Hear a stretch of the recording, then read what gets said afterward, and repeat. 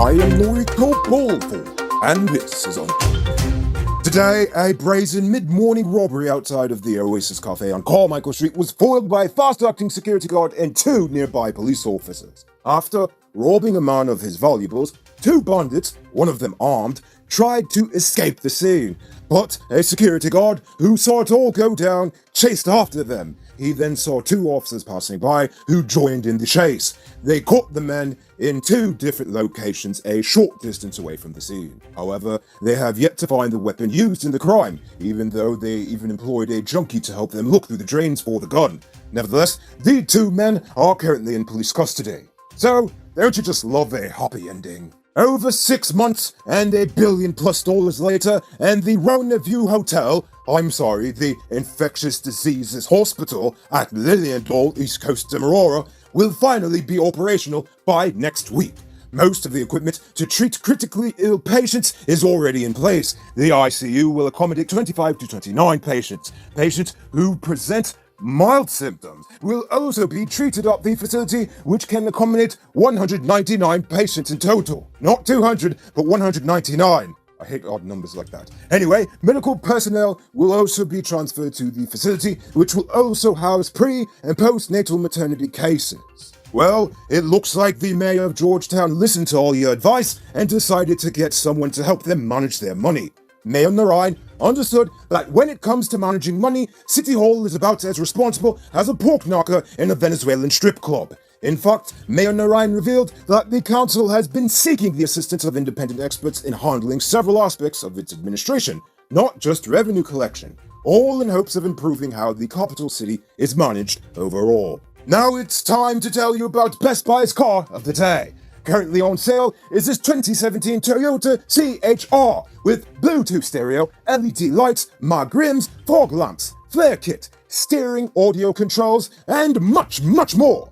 Pay down as low as $1,360,000 and it's yours. Call or WhatsApp 662-0844 for more info, or visit their showrooms at Lot 171 Peter Rose Street, Queenstown, or Lot 2 Lamaha Street, and tell them Noriko sent you for this sweet, sweet deal. As usual, the GPF is DPS. Despite refusing to admit it, the police force has absolutely no idea who murdered the Henry boys and Harish Singh.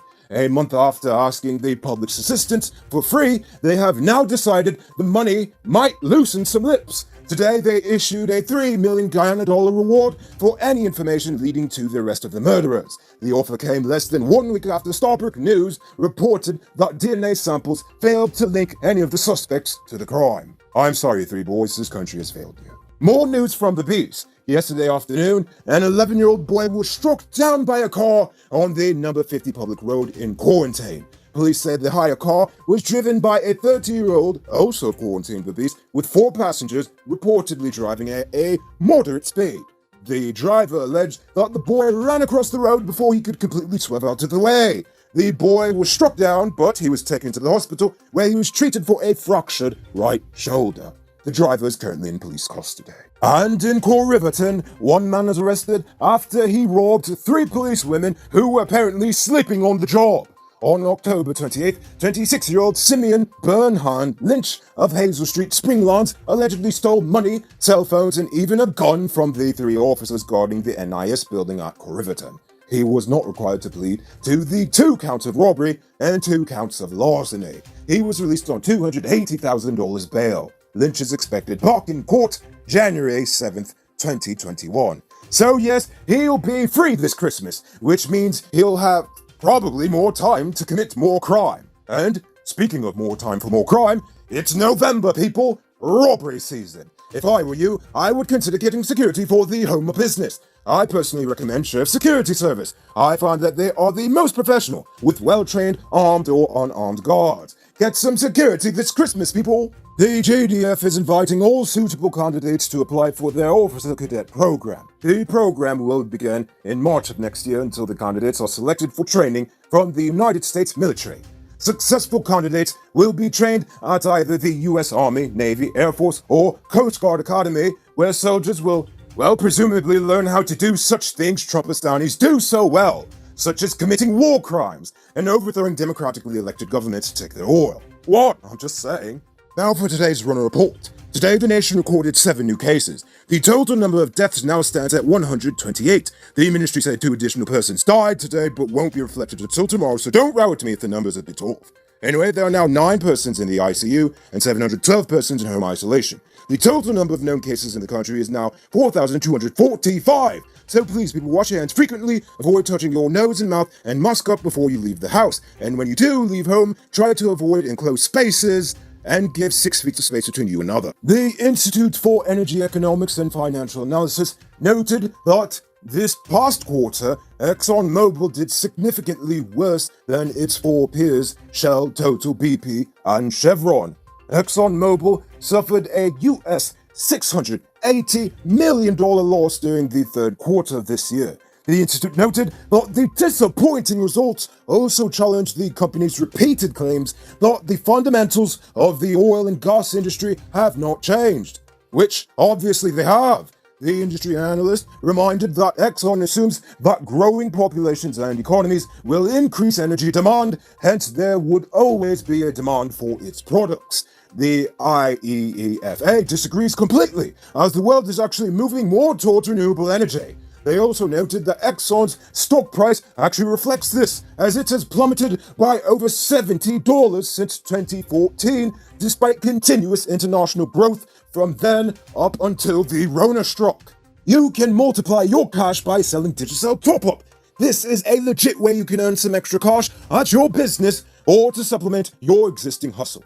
Become a top-up vendor quick and easy through Cellular Plus. Call them on telephone number 685-3109 for more info. Now, let's take a look at news in the region. Trinidad's Education Ministry is seeking recommendations from the public to address long-standing issues affecting the country's education system. They will be hosting a series of town hall meetings, surveys, stakeholder engagement sessions, and portals through which all citizens, not just students and teachers, but all citizens can submit written feedback to the government. Education Minister Nyan Gadsby Dolly said the consultation would ensure that the ministry is ready to navigate any challenge, not just during the pandemic, but even beyond. Something that we seriously need to do over here. And now for our weird news story of the day.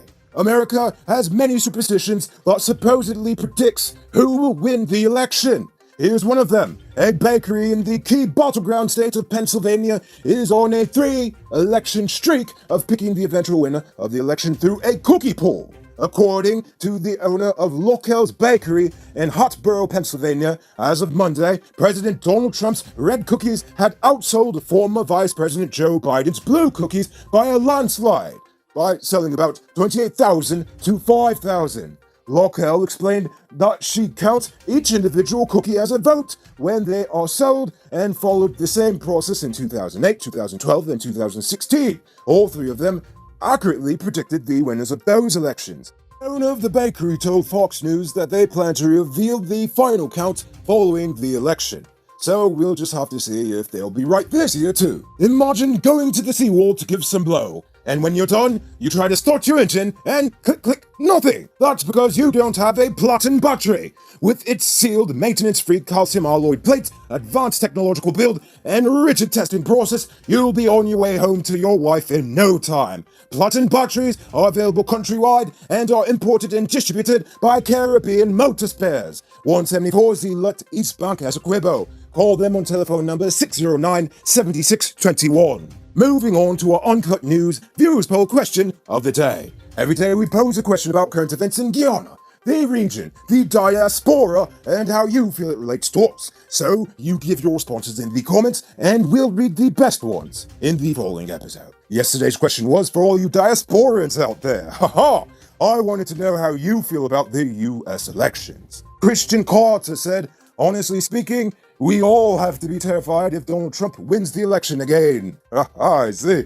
And just somebody said, America doesn't want Trump, but they need him. Trump 2020. Alright. And Jay Jairam said, I would like to see Biden win. A good stimulus will be given as reward to Guy Americans. I agree. And Nicholas Basdio said, if Trump wins, the COVID-19 purge will begin. Oh my, that sounds terrible. Anyway, before we get to tonight's question, I have to tell you that the glorious days of shopping are back at Ravena's on Water Street and Anand's on Regent Street. Now in stock are over 20 beautiful designs of inlay and over a dozen gorgeous designs in rubber tiles for your homes, offices, or work. We have over 16 attractive colors of leatherette for covering furniture. For fast and comfortable shopping, visit us to get the best prices in town. That's Ravena's on Water Street and Anand's on Regent Street.